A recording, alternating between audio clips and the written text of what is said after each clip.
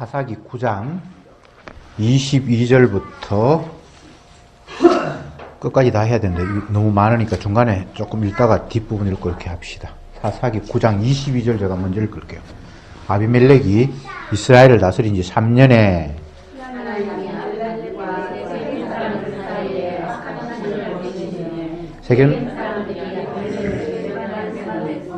이는 여룹바알의 아들 70인에게 행한 포악한 일을 갚되 그 형제를 죽여 피 흘린 죄를 아비멜렉의 손을 도와서 그 형제를 죽이게 한 세겜 사람에게로 돌아가게 하심이라.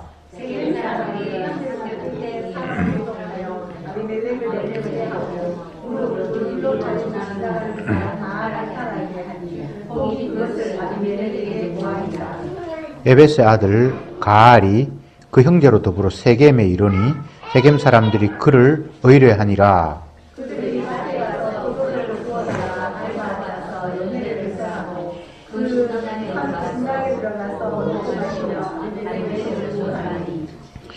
에벳의 아들 가알이 가로되 아비멜렉은 누구며 세겜은 누구이기에 우리가 아비멜렉을 섬기리요. 그가 여룹바알의 아들이 아니냐. 그 장관은 스불이 아니냐. 차라리 세겜의 아비 하몰의 후손을 섬길 것이라. 우리가 어찌 아비멜렉을 섬기리요.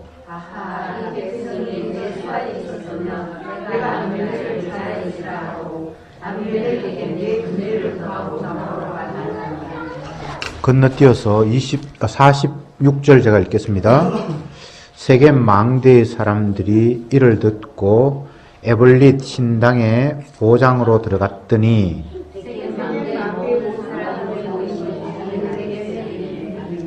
아비멜렉과 그를 쫓은 모든 백성이 살몬산에 오르고 아비멜렉이 손에 도끼를 들고 나뭇가지를 찢고 그것을 가져 자기 어깨에 메고 쫓은 백성에게 이르되 너희는 나의 행하는 것을 보나니 빨리 나와 같이 행하라 하니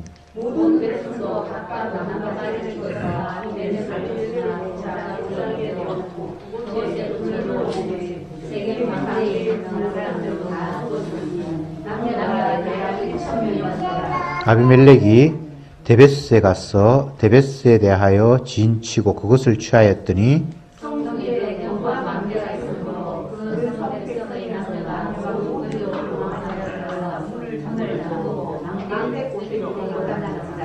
아비멜렉이 망대 앞에 이르러서 치며 망대 문에 가까이 나아가서 그것을 불사르려 하더니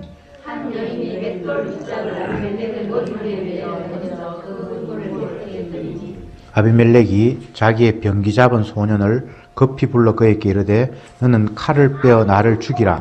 사람들이 나를 가리켜 이르기를 그가 여인에게 죽었다 할까 하노라. 소년이 찌름에 그가 곧 죽은지라.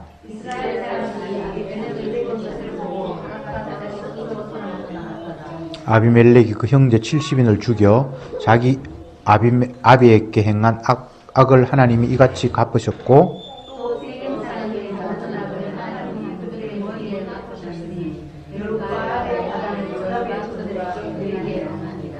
아멘. 중간에 다 못 읽었는데 제가 말씀으로 내용들을 설명드릴게요. 아비멜렉이라는 인물은 우리가 잘 아는 대로 기드온의 소생인데 첩에게서 난 아들입니다. 기드온이 정식 부인에게서 태어난 아들만 해도 70명이 되었는데 이 첩의 아들 아비멜렉이 아버지가 죽고 난 이후에 먼저 자기 외갓집의 사람들을 동원해서, 그러니까 그 외갓집 사람들은 세겜 사람들입니다. 세겜 사람들을 동원해서 이스라엘 백성들이 우리 아버지를 왕으로 세우기를 원했지만 아버지가 거절을 했고 또 백성들이 그 아들도 왕으로 세웠으면 좋겠다고 했는데 그 많은 아들 가운데 당신의 외족 자손 가운데 내가 왕이 되면 다른 지역의 왕 되는 것보다는 낫지 않겠습니까? 하면서 그 지역 사람들을 동원을 해서 정치 자금을 받아서 깡패들 같은 사람을 모아서 아비멜렉이 스스로 이스라엘의 왕이 되는 것처럼 그렇게 했는데 처음에는 세겜 사람들이 아비멜렉을 도와서 우리 동네 사람이 뭐 다스리면 우리에게도 유익이 있겠다. 이렇게 생각해서 적극적으로 도왔습니다. 근데 오늘 본문에 보면 아비멜렉이 이스라엘을 다스린 지 3년이 지났는데 하나님께서 이제 그 아비멜렉의 죄악을 벌하시려고 작정하셨고 또 아비멜렉뿐만 아니라 아비멜렉을 도와서 그를 왕으로 옹립하려고 했던 그 지역 사람, 세겜 사람을 벌하시려고 작정을 하셔서 그 두 세력 간에 서로 충돌이 일어나도록 하나님께서 마음을 부추겼다 이렇게 되어 있습니다. 그래서 초반에는 아비멜렉과 세겜 사람이 짝짝꿍이 되어서 우리 지역 사람이 왕이 되면 좋겠다고 해서 적극적으로 밀어서 어느 정도 백성들의 지위에 지도자의 위치에 가서 3년이 흘렀는데 그 이후에 세겜 사람들이 우리가 적극적으로 돈도 주고 도왔는데 이 아비멜렉이라는 사람이 우리 세겜의 발전에는 도움이 안 되고 뭐 다른 데 가도 열심히 하나? 뭐 어떻든 간에 마음에 뭔가 불만이 이제 생긴 거예요. 우리나라로 이야기하면 우리가 그를 대통령으로 세워줬는데 우리 지역은 하나도 발전이 없다 뭐 이런 느낌이 들었겠죠.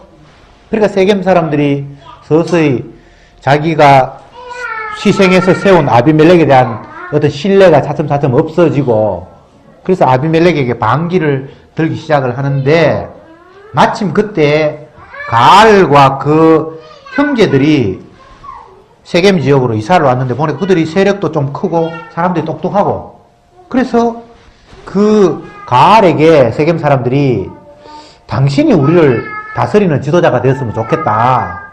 우리가 예전에 아비멜렉을 지도자로 세웠는데 동네에 별로 도움도 되지도 않고 지 혼자 잘난 하면서 다른 동네에서 까불고 있으니까 이제 더 이상 우리는 아비멜렉을 안 섬기고 당신을 섬겼으면 좋겠다라는 식으로 바람을 잡았습니다. 그러니까 가알이 기분이 너무 좋았어. 그렇지. 아비멜렉보다는 내가 더 똑똑하지. 당신들이 나를 뒷받침해 준다면 내가 이 나라를 한번 다스려 보겠다. 이렇게 돼서 가알이라는 사람이 등장을 했습니다. 지금 기드온의 아들 아비멜렉과 그 다음에 이제 가알이라는 사람이 등장을 해서 이 사람이 또 지지를 받고 있는 이런 상태가 됐어요. 그래서 결국은 둘이 한판 붙습니다. 먼저 지도자의 위치에 오른 아비멜렉의 세력과 신진 세력, 가알의 세력이 전쟁이 벌어졌어요. 그랬는데 그 전쟁의 결과는 아비멜렉의 세력이 이깁니다. 구 세력이 신 세력을 이겨요. 그래서 아비멜렉이 세겜 사람들이 나를 배반했다고 해서 세겜 사람 전체를 다 완전히 박살을 내는데 신전에 도망가서 숨어있다가도 다 작살나고 마지막에는 어떤 망대에 올라가서 피하려고 올라갔는데 망대 위에까지는 못 올라가니까 밑에 나무를 떼가지고 불질러 버리려고 나무를 잔뜩 산에 세워서 그 밑에 갖다 모아놓고 하는데 저 망대 위에서 어떤 여자가 맷돌을 탁 떨어뜨려서 아비멜렉이 머리 꽉 맞았어요.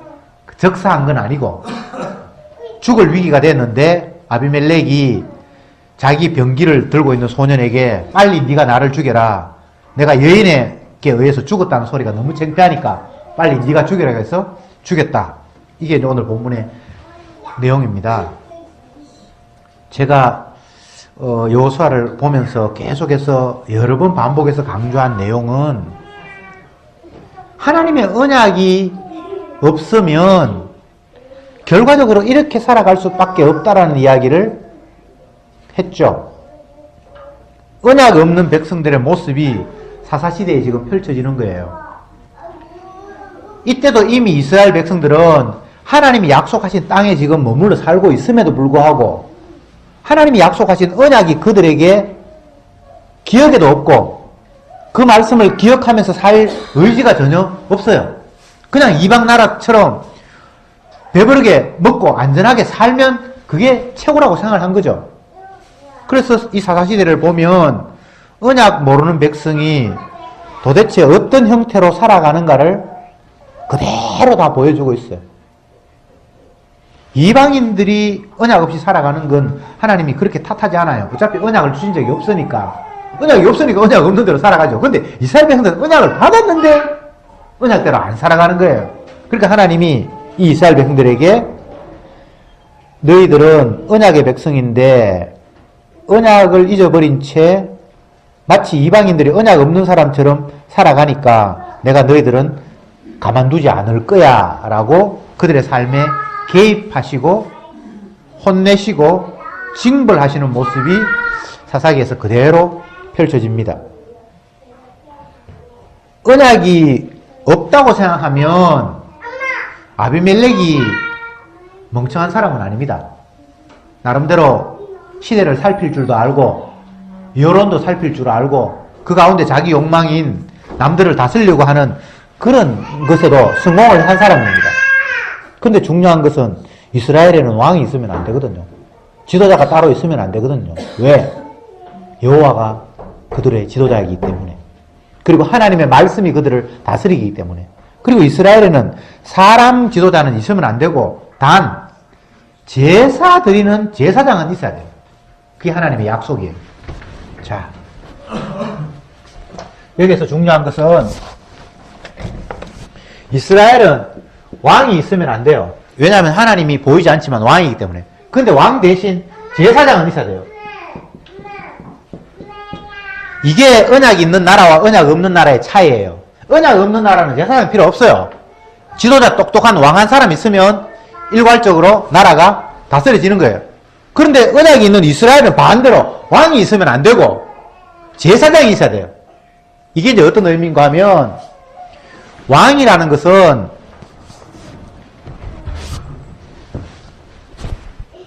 백성들의 생존을 위해서 지도자를 스스로 원하는 겁니다. 백성들이 지도자를 원합니다. 왕이 내가 왕 되기 위해서 너희들은 내 밑에 무릎 꿇어 해서 백성들을 모으는 게 아니고 백성들이 여럿이 모여서 살다 보니까 우리 가운데 똑똑한 사람 한 사람 세워서 그를 우두머리로 세우자. 그러면 그 우두머리가 우리를 안전하게 지켜줄 것이고 외부의 세력이 우리를 공격해 올 때 그의 지도력에 의해서 우리가 일괄적으로 행동함으로 말미암아 적들을 막고 이렇게 살아가자라는 것이 왕이 있는 나라의 구조입니다.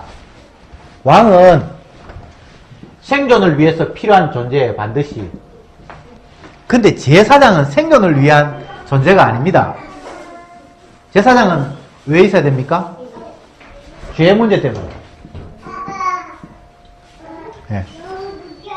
살아남을 것인가 아니면 내 죄를 어떻게 해야 할 것인가 라는 이 두 견해의 차이가 이스라엘과 이방 나라의 차이입니다. 우리도 마찬가지입니다. 오늘날 성도가 살아가는 삶은 생존을 위한 삶이 아니라 죄 용서 받는 삶이 돼야 되는 거죠. 이게 언약이 하고 싶은 이야기예요. 다시 말씀드립니다. 세상에 수많은 나라가 있죠. 하나님께서 이스라엘을 한 나라로 만들기 전에 이미 세상에는 나라가 있었죠. 애굽이라는 나라도 있었고 가나안도 있었고 각종 지역의 나라가 있었잖아요. 근데 수많은 나라가 이미 존재하고 있는 가운데서 하나님이 특별하게 한 나라를 아브라함의 후손을 불러서 만들었어요. 왜 그랬습니까? 차이를 보이기 위해서.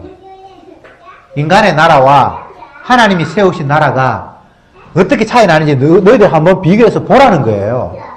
인간 나라는 왕을 세워요. 생존을 위해서. 그런데 하나님이 세운 나라에는 왕을 두지 않아요. 왕을 두지 않는다는 말은 어떤 의미입니까? 이쪽 세상 나라에 왕 두는 의미와 견주어서 하나님이 이스라엘 나라에 왕을 두지 않는다는 의미는 어떤 의미입니까? 너희들은 생존을 위한 삶을 살면 안 된다는 거예요. 그 대신 제사장을 뒀어요. 그래서 이스라엘 백성들에게는 너희들은 왕이 다스리는 나라가 아니라 제사장에 의해서 날마다 제물이 희생됨으로 살 수 있는 그런 나라가 되어야 한다라는 것을 보여주시는 거예요. 그러면 사람들이 또 오해를 하죠. 이방 나라는 왕 하나 잘 뽑아서 왕 밑에서 안전하게 사는 나라라면 우리는 하나님 앞에 제사 열심히 드려서 그 제사 덕에 안전하게 사는 나라지. 그게 종교인들의 착각이잖아요. 제사 잘 드려서 안전하게 살기 위해서 제사 드리는 게 아닙니다. 우리가 죄인이라는 사실을 하나님 앞에 고백하면서 죄 용서가 아니면 나는 영원히 심판받을 수밖에 없는 존재가 바로 나라는 걸 확인하는 게 제사 드리는 거지, 제사 잘 드리면 우리 이스라엘 지켜준다는 그런 의미가 아닙니다. 그러면 똑같이 방법만 다르지 왕 때문에 생존하려고 그러는 거고 얘는 제사장 때문에 또 생존하려고 그런 구조가 돼버리잖아요. 지금 무슨 말인지 이해가 되죠? 성도는 생존을 위해서가 아닙니다. 세상 사람들이 절에 가서 아니면 그 고목나무 밑에서 비는 이유가 생존을 위해서라고 하면 우리는 고목나무나 부처보다 더 강한 예수님한테 빌어서 생존해야지. 이게 오늘날 기독교의 모습 아닙니까? 이 생존을 위한 게 아니라니까. 교회에 나오고 예수님을 믿는 것은 더 잘 살게 하기 위함이나 내 성공하는데 옛날에는 부처한테 빌어보니까 뭐 그렇게 크게 성공은 안 되고 예수님은 더 세니까 예수님한테 빌어야지. 이게 오늘날 기독교 모습 아닙니까? 그거 아니라는 거예요. 생존 아닙니다. 다시 말씀드립니다.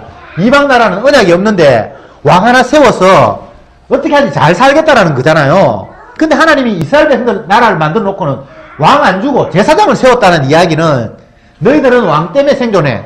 이 나라는 제사장 때문에 생존할 거야. 이런 구도가 아니란 말이에요. 아니, 생존 자체가 아니에요. 이스라엘 백성들이 애굽에서 살았습니다. 이스라엘 백성들이 애굽에 살았는 거 다 알죠, 그죠?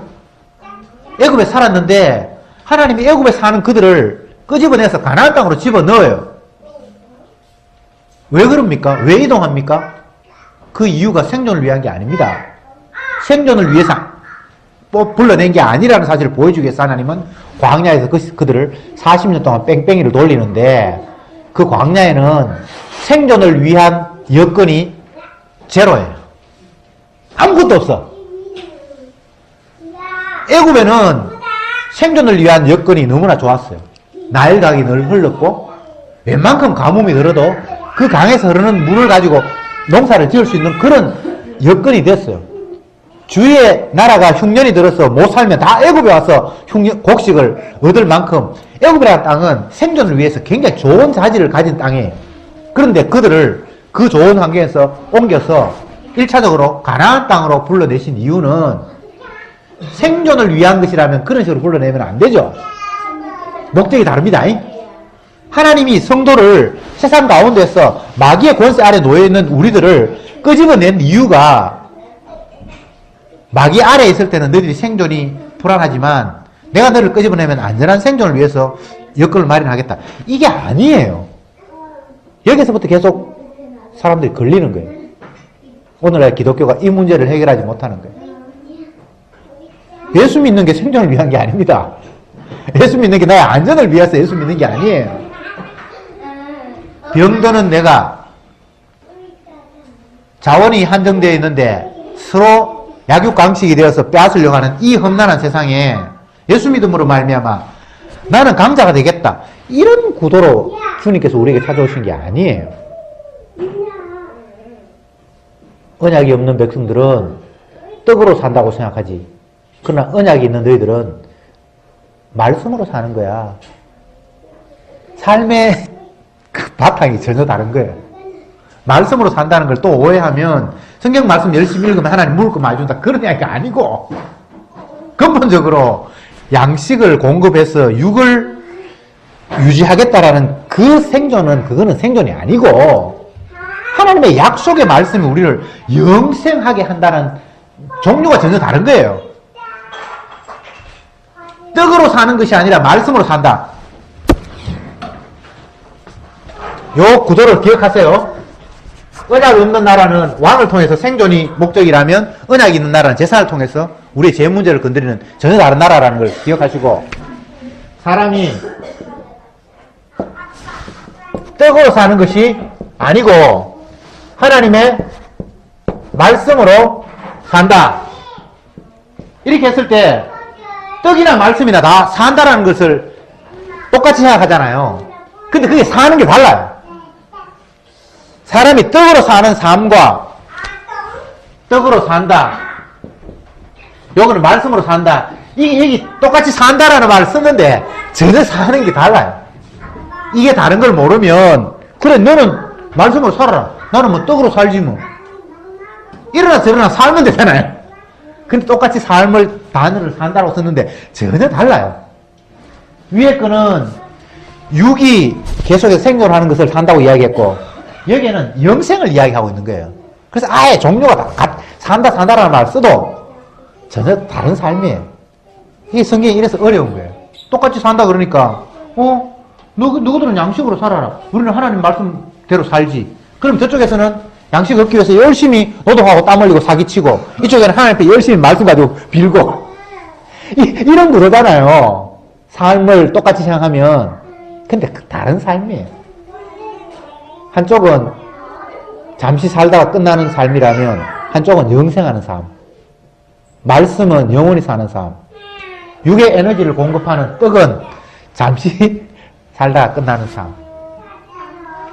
식물로 이야기하면 한쪽은 뿌리에 나무가 박혀서 살아가는 삶, 한쪽은 끝꽂이가 되어서 완전히 꺾여서 물만 계속 좀 뿌리면서 잠시 생존하는 삶. 그렇게 이해하시면 될 것 같아요.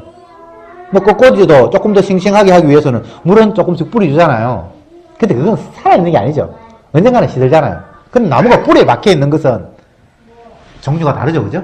그런 식으로 이해를 하면 돼요. 자, 다시 본문으로 돌아가서 기드온의 첩의 아들 아비멜렉이 언약을 믿지 않았기 때문에 언약에 이끌려서 살았던 기드온과는 전혀 다른 삶을 살고 있어요. 기드온은 자기도 원치 않는 가운데 전쟁에 끌려가서 하나님이 시키시는 대로 해서 이겼습니다. 그럴 때 백성들은 그를 왕으로 옹립하기를 원했습니다. 그런데 기드온이 거기에 응했습니까? 아니죠. 왜? 이스라엘은 왕이 있으면 되는 게 아니라는 걸 언약적으로 깨달았기 때문에. 그래서 그가 만든 것은 뭐였습니까? 제사장 옷을 만드는 거예요. 기억납니까? 전리품에서, 전쟁에서 얻은 것을 가지고 그 사람들은 뭐 귀고리 이런 것들을 장식하고 하는 그런 민족이었답니다. 그래서 많이 죽이고 하니까 귀고리 이런 걸 빼서 가져왔는데 그 전리품으로 제사장 옷을 만들었다 이 말이죠. 아까 전에 그림 그린 거 맞죠? 세상 나라는 왕, 이쪽에 제사장. 그 그림이 딱 와닿죠, 그죠? 기도는 그걸 깨달은 거예요. 백성들 그걸 모르니까 왕이 있어야 된다 그러고, 아니야 왕이 있는 나라가 아니야, 우리는 제사장이 있어야 돼 하면서 제사장 복장을, 에봇을 만들었다 이 말입니다.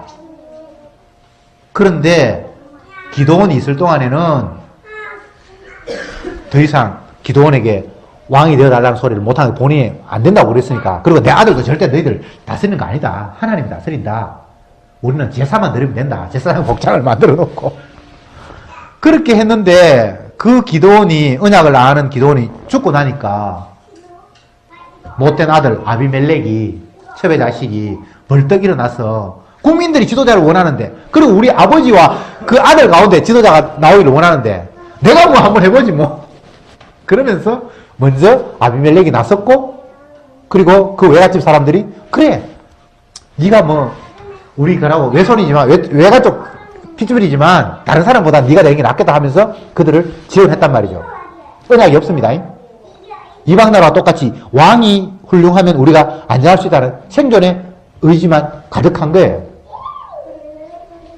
그러니까 이게 더 이상 이스라엘일 수 없죠.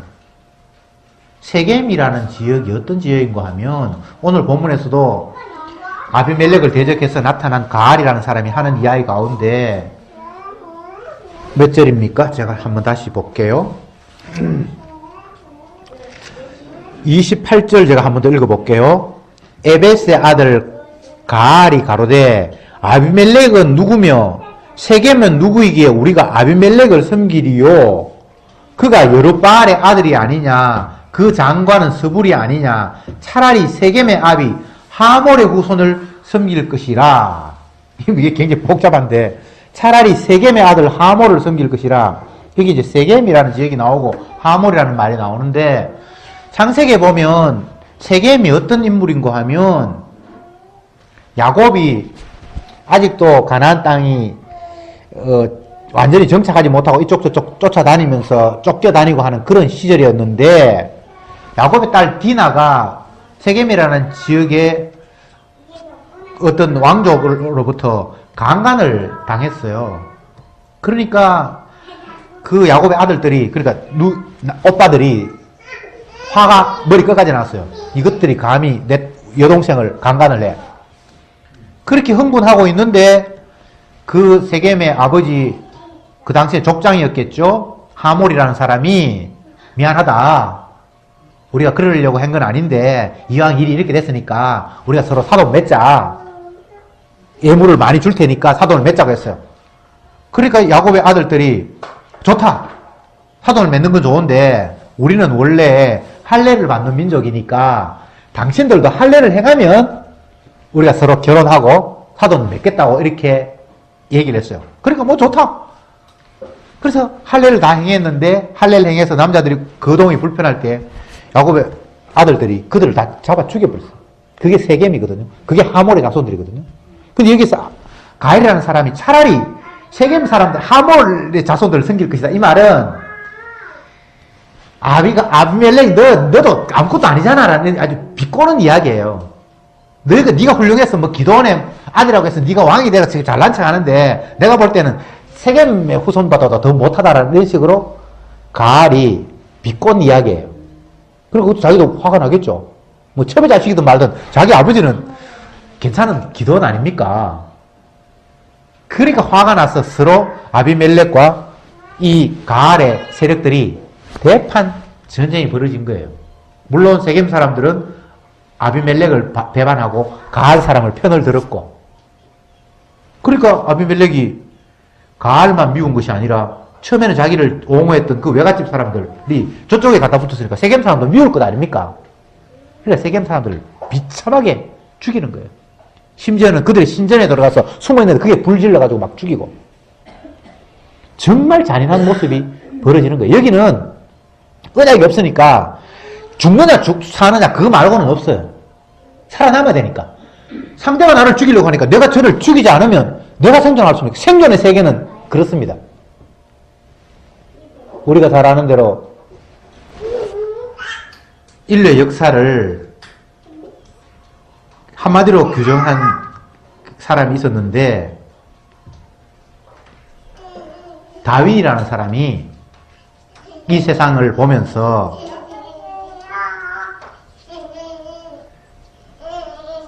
어떻게 표현했습니까? 우리는 이제 흔히 진화론이라고 그렇게 배우고 있는데, 그 말은 자연 선택설, 자연이 남길 놈은 남기고 도태시킬 놈은 도태시키는 것이 이 세상이라고 그렇게 얘기를 했어요. 그 표현에 의하면 그걸 뭐 적자생존이라고 하기도 하고 뭐 약육강식이라고 하고 여러 가지 표현이 가능한데, 어쨌든 생존이 우선인 인간들의 생각 속에서는 내가 살기 위해서는 뭐 어떤 일도 다 할 수 있는 거예요. 지금 이 세상이 그런 세상이에요. 서로 죽이고 죽고. 미국이 뭐 트럼프가 대통령이 되어서 김정은이라고 협상을 하니 뭐 박살을 내니 하는데 모두가 다 똑같은 의식 구조예요. 내가 살아남겠다는 거예요. 그거 말고는 아무것도 없습니다. 언약이 없으면 세상이 그런 거예요. 그게 대통령이 있는 나라, 지도자가 있는 나라의 모습이에요. 세상 전부가 그렇습니다. 근데 주님이 원하는 나라는 그런 나라가 아니에요. 그래서 주님이 내가 원하는 나라는 이런 나라야 라고 이스라엘을 뽑아놓고 너희들은 절대 왕 세우면 안 돼. 왕을 세운다는 것은 살아남기 위한 목적인데 그건 아니야. 너희는 왕 대신 제사장이 있어야 돼. 이게 하나님의 약속이에요. 제사장이 와 있어야 된다고요? 죄를 씻는 의식 때문에 제사장이 있는 거예요. 하나님이 제사장을 두신 이유는 너희들은 죄 용서함 받아야만 살 수 있어 라는 걸 그들에게 심어주는 거예요. 제사를 드리면 하나님이 안전하게 지켜주겠지. 이게 아니고, 제사 드리면 하나님이 원하시니까 그 나라를 풍성하게 하겠지. 이게 아니고, 너희는 죄인이어서 죄 용서 받지 않으면 안 되는 존재야. 그걸 우리에게 가르쳐 주기를 원한단 말이죠. 예수 믿는 게 그거예요. 다른 게 아니라. 내가 예수 믿으면 안전하게 되겠지. 그게 아니고, 나는 죄 용서 받지 않으면 영원히 멸망받을 수밖에 없는 존재야 라는 사실을 우리에게 깨우쳐 주시는 거예요. 그러니까 성도는 얼마나 큰 은혜인지 몰라요. 그게 은혜로 깨달아지면 생존이 의미가 없어요. 어차피 육의 생존은 제한돼 있어요. 다음 주에 이제 오전에 설교 본문이 그건데, 열심히 농사 지어서 엄청난 많은 재물을 모았어요. 그걸 보니까 앞으로 내가 평균 수명이 뭐 90살까지 산다고 치고 그때까지 다 먹어도 못 먹을 만큼 생존에 전혀 걱정이 없을 만큼 많이 모았단 말이죠. 오늘 이야기하면 통장에 잔고에 돈이 한 50억 있는 거예요. 50년도 못 사는데 1년에 1억 하면 충분히 사는데 50억 있으니까 이거는 내가 죽을 때까지 써도 못 살겠다라고 안전하게 내 생존을 위해서 모든 조치가 다 되었다라고 생각하는데, 그런 그에게 주님 뭐라고 이야기합니까? 야, 이 어리석은 사람아, 내가 오늘 밤에 네 생명 거둬가 버리면 네가 창고에 모아놓은 거 그거 누가 가져가겠니? 이런 말씀 있거든요. 주님이 우리에게 관심 기울이라고 말씀하신 것은 생존이 아닙니다. 생존이 아니에요. 육이 얼마나 오래 사느냐에 관심이 있는 게 아니에요. 아벨 같은 사람은 장가도 못 가고 죽었어요. 그래서 그걸 저주받았다고 합니까? 아니죠. 생존이 이 땅에서 생명을 길게 가느냐 짧게 가느냐, 그건 주님의 관심 대상이 아니에요. 어차피 한 번 죽는 거예요. 그래서 주님은 생존이 아니야, 너희들은 정말 생명을 위해서 내가 이 땅에 보냈어. 그 생명이라는 것은 생존하고 다릅니다. 근데 그 생명이라는 것은 제물의 희생, 제사가 필수적인 거예요.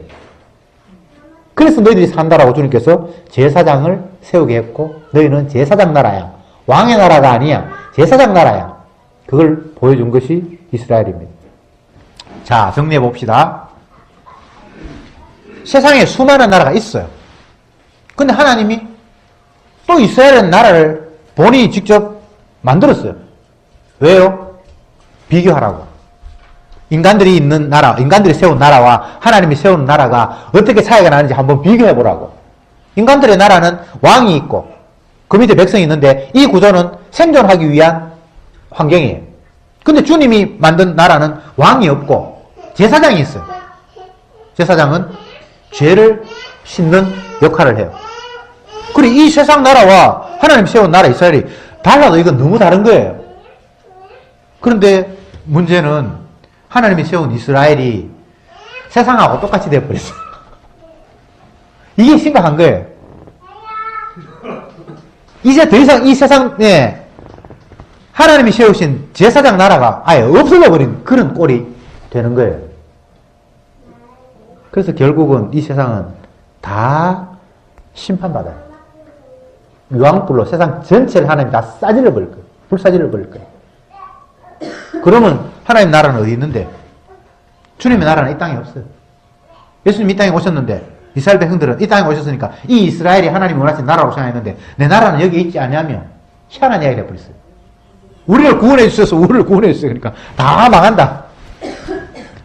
당신이 이 땅의 왕이라면 나는 만왕의 왕이지. 근데 내 나라는 여기에 있지 않다. 이런 희한한 말씀을 하셨어요. 그러면 이 땅에 속한 우리 제자들, 그 당시 이스라엘 사람들은 닭 쫓던 개 지붕 쳐다보는 꼴이에요. 메시아가 오면 우리가 안전할 것이라고 그렇게 기대하면서 저 사람이 메시아일까? 이 사람이 메시아일까? 예수님 보니까 메시아일 것 같네. 그렇게 따라왔는데 주님은 내 나라가 여기 있지 않다고, 나는 여기 왕이 아니라고 이야기를 하고. 그러니까 우리에게는 더 이상 기대하거나 희망하거나 하늘나라가 이 땅에서 이루어진다, 뭐 오만 생각들을 다 할 수 있는데 그 생각 자체가 다 이제는 쓸데없는, 내 그냥 머릿속에 상상한 그 하나님의 나라일 뿐, 내가 생각한 천국일 뿐, 주님이 말씀하신 그 나라가 아닌 거예요. 그래서 그건 다 접어야 돼요. 근데 주님께서 말씀하시죠. 내 나라는 내가 만든다. 내 백성도 내가 만든다. 주님이 자기 백성을 이제는 만들어요. 성령을 통해서. 그러니까 여기에서는 인간이 무언가를 할 수 있다든가, 내가 주님 백성이 되기 위해서 어떤 일을 하면 된다든가 그런 것 자체가 아예 다 날아가 버리는 거예요. 오늘 오전에도 말씀드렸잖아요. 성령이 와야 되는 거예요. 성령이 온다는 것은 기존에 있는 인간들을 바꾼다라는 그런 측면보다는 아예 이 세상에 없는 인간들 주님이 새롭게 재편성해서 만들어내시는 거예요. 그렇게 해서 그것을 주님의 백성이라고 그러고 성도라고 그러는 거예요. 우리는 나라는 존재가 있기 때문에 이 옛날에 썩어 빠진 육을 위해서 평생을 생존하려고 발부둥 쳤던 나를 성령께서 나에게 타 오셔서 나를 싹 바꿔서 이제는 하늘나라를 사모하는 사람을 만들겠지, 이런 식으로 생각하지 마세요. 아예 나는 없고 세상 쫓아서 살아간 이방인의 내 모습은 아예 주님 죽여버리시고 주님이 새롭게 자기 백성으로 성령의 사람으로 새롭게 만들어요. 내가 바뀌었다고 생각하지 말고 나는 죽어버렸고 주님이 새로운 한 존재를 만들었다고 그렇게 생각하세요. 자꾸 억지로 연결시키려고 하지 마세요. 연결할 필요도 없어요. 주님이 자기 백성 만드는데 뭐 옛날 뭐 헌거 그거 바꿔서 만든다 그렇게 생각하지 마세요. 성령은 그런 능력이 있는 분이에요. 왜 주님께서 만드시라고 했던 그 성전이 다 불타고 없어져 버립니까? 예수님이 이 땅에 오셔서 유대인들이 이거는 하나님께서 우리에게 지으라고 했던 성전이에요. 얼마나 아름답습니까? 이 성전 부숴라. 내가 3일 만에 다시 짓겠다. 오히려 그 성전에 가서 주님이 난동을 부렸어요. 성전을 무시하는 행동들을 의도적으로 했어요. 왜요? 더 이상 그게 성전이 아니라는 거죠.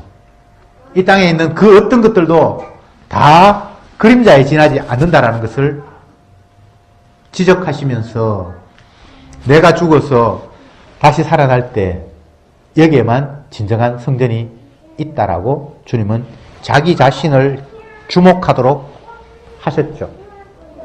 자, 이제 우리가 사사기를 보면서 성경 전체를 다 이제 막 생각을 하는데 이 땅에 있는 인간은 죽음이 무엇인지를 보여주기 위해서 말을 바꾸면 하나님의 언약이 얼마나 신실한가를 보여주기 위해서 잠깐 만들었던 임시적인 생명 같지 않는 생명이에요. 가짜 생명이라고 생각하세요. 인생이라는 것이 하나님의 약속이 얼마나 진실한가, 말씀에 순종하지 못했을 때 심판받는다, 저주받는다, 죽는다라는 것을 보여주기 위해서 임시적인 생명을 이 땅에 보내시는 거예요. 그래서 다 말씀에 불순종함으로 말미암아 죽는 모습을 이 땅에 다 펼쳐놨어요. 어떤 인간도 다 죽잖아요.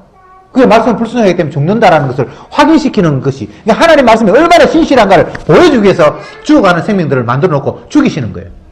말씀이 확실하다는 걸 보여주기 위해서. 그러면 저와 여러분들은 말씀이 확실하다는 걸 보여주기 위해서 죽어가는 인생으로 그냥 사는 거예요. 그것 외에 다른 삶은 없습니다. 내가 이 땅에서 영웅이 되고 뭐 하나님께 인정받아서 스타가 되고 그런 거 없어요. 너희는 죄인이지. 선악과 따먹었지. 선악과 따먹은 사람은 정령 죽으리라. 그걸 보여주기 위해서 우리는 이 땅에 태어나서 죽어가는 거예요. 모든 인간이 다 동일합니다. 그 예외가 없어요. 단 성도는 주님의 용서가 그에게 투입이 되는 거예요. 그게 제사장 나라예요. 그게 선택받은 이스라엘이에요.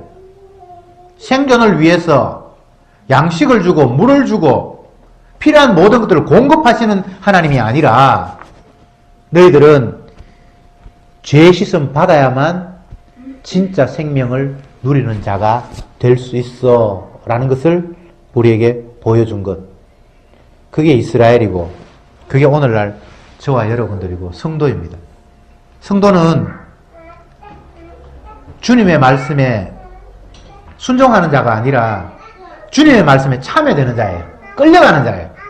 그건 자꾸 사람들이 율법을 지킨다고 그러죠. 지키는 것이 아니고 율법이 무엇인지를 보여주기 위해서 우리는 끌려가는 거예요. 하나님의 심판이 말씀대로 순종하지 않으면 심판받는다는 걸 보여주기 위해서 우리 몸은 지원받았어요. 그래서 우리는 불순종해서 죽어가는 그런 모습, 말씀대로 실현되는 모습으로 우리가 그냥 움직이는 거예요. 그건 성도만이 그렇게 고백할 수 있어요. 불신자들도 하나님 말씀대로 멸망하는 모습을 보지만 말씀대로 자기가 멸망한다는 생각을 못하죠. 왜 사람이 자꾸 죽지? 늙고 죽는 것은 바이러스가 점점 쇠퇴해가는 것이고 그 쇠퇴해가는 모습들이 다시 재생되지 못해서 죽어가는 거야. 그럼 어떻게 죽은 세포가 다시 재생될까? 자꾸 이런 식으로만 생각을 하죠. 의학을 생각하지 않죠. 그죠? 오늘날 의학은 사람을 영생 얻는 존재로, 안 죽는 존재로 만들기 위해서 계속해서 연구하고 또 개발해요. 치매에 걸렸다. 그럼 머릿속에 어떤 부분이 작동이 안 돼서 기억력이 다 이럴까? 그러면 그걸 갖다 다시 고치면 기억력이 되살아나겠지. 어떤 부분이 고장이 났다. 그걸 뽑아내고 건강한 걸 집어넣으면 다시 원상되게 되겠지. 인간들은 계속해서 언약을 위한 몸이라고 인식하지 않고 살아있는 게 정상인데 삶과 점점 더 멀어지는 것은 비정상이니까 어떻게 하는지 정상적인 상태를 계속 유지해야 되겠다라는 그런 생각만 가지고 세상을 다 바라보고 있어요. 언약이 없는 거죠. 그러나 성도는 그렇지 않죠. 하나님이 말씀이 확실하다는 사실을 보여주기 위해서 우리를 죽이시는구나. 그러면 말씀대로 우리는 죽어가면 돼요. 단 죽어가면서 내가 살고 죽고가 문제가 아니라 하나님의 말씀이 실현되기 위해서 나는 당연히 죽어야 돼 라는 사실을 감사함으로 받아들이는 거예요. 그래서 성도는 범사에 감사한 거예요. 병들어도 감사하고 이래도 감사하고 저래도 감사하고. 왜? 그 모든 과정이 말씀이 시행되는 과정이고 나는 하나님의 말씀을 실행하기 위해서 그게 틈바구니로 끼어들어서 하나님께서 나를 활용하고 계신다는 사실을 깨닫기 때문이죠. 말씀을 지켜요. 말씀을 지키는 게 아니에요. 말씀대로 우리는 되어가는 거예요. 말씀대로. 하나님의 말씀을 실현하기 위해서 우리가 재료로 그냥 동원되는 거지 내가 말씀을 지키는 게 아니에요. 말씀을 어떻게 지킵니까? 말씀은 예수님이 지키지. 이제 결론적으로 말씀드리겠습니다. 구약의 사사들은 하나님의 말씀이 무엇인지 말씀이 얼마나 신실한지 보여주기 위해서 부름받은 사람이에요. 아비멜렉이나 가알이나 또 세겜 사람들이나 전부 다 하나님의 언약이 얼마나 신실한가를 보여주기 위해서 부름받은 사람들이에요. 오늘날 저와 여러분들도 마찬가지입니다. 어떻게 하면 내가 어려움 안 당합니까? 그거는 말씀 중심의 생각이 아니에요. 어려움을 당하고 편하고 그게 중요한 것이 아니라 하나님의 말씀이 너무나 분명하고 확실하구나라는 것을 우리를 끌고 다니면서 증명하시는 거예요. 그러면 우리는 어떻게 되는가? 날마다 살아가면서 나는 죄인이구나. 나는 모친이 죄 중에 생겨서 내한테는 죄밖에 나오는 것이 없구나라는 사실을 깨닫게 되고 그 옆에 재물이 날마다 피가 흘려서 그 재물의 희생의 대가로 내가 허물을 덮는 죄 용서받는 존재로 하나님께서 나를 다루시는구나 라는 것을 깨닫게 되는 것. 그게 하나님의 은혜가 임한 성도의 하루하루의 삶입니다. 기도합시다. 주님 감사합니다. 사사기의 말씀을 펼치면서 다시 한번 주님의 뜻을 확인합니다. 주님이 이스라엘을 세우신 이유는